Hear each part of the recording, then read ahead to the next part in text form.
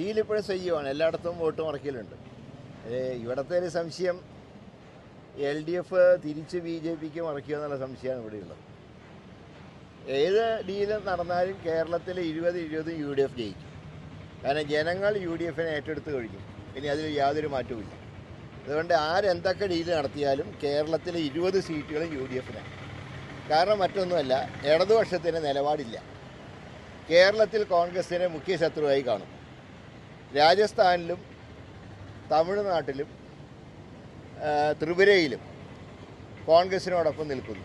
കോൺഗ്രസിൻ്റെ സഖ്യകക്ഷിയായി നിൽക്കുന്നു. രാജസ്ഥാനിൽ കോൺഗ്രസ് ആകെ ഒരു സീറ്റ് മറ്റ് കക്ഷികൾക്ക് വിട്ടുകൊടുത്തത് CPMനാണ്.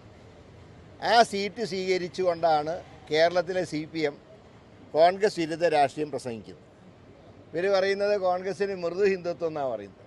പിന്നെ എന്തിനാ രാജസ്ഥാനിൽ കോൺഗ്രസ്സായിട്ട് കൂട്ടുകൂടുന്നതിനാ? ഇവർക്കൊരു നയവുമില്ല. ഇത് ലോക്സഭയിലേക്ക് ഇലക്ഷനാണ്, പഞ്ചായത്തിലേക്കുള്ളതല്ല.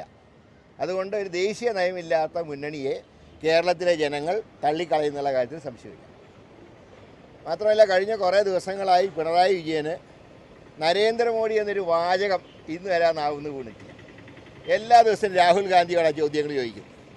കാരണം രാഹുൽ ഗാന്ധിയോട് ചോദിക്കുന്നതിന് പകരം നരേന്ദ്രമോദിയോട് ചോദിച്ചാൽ സ്വന്തം കുടുംബം അകത്താവുന്നുള്ള ഭയമാണ് മുഖ്യമന്ത്രിയെ നയിക്കുന്നത്. അതുകൊണ്ട് മുഖ്യമന്ത്രിയുടെ ജൽപ്പനങ്ങൾ ജനം അവജ്ഞയോടെ തള്ളിക്കളയുന്നുള്ള കാര്യത്തിൽ യാതൊരു സംശയമില്ല.